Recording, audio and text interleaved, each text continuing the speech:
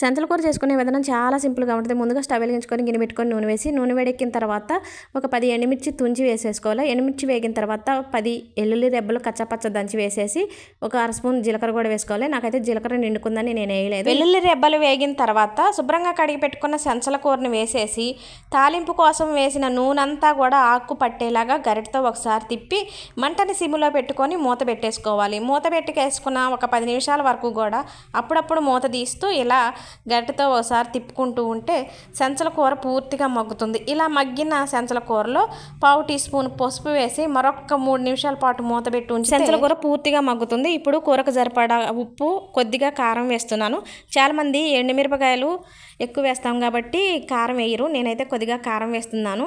ఇప్పుడు ఈ టైంలో మనకి ఇల్లంతా కూడా కమ్మటి వాసన వస్తుంది. ఎంత వాసన అంటే మాటలు లేవు, మాట్లాడుకోవటాలు లేవు అన్నంత కమ్మగా. పూరీకి, అన్నానికి, చపాతీకి అన్నిటికీ సూపర్.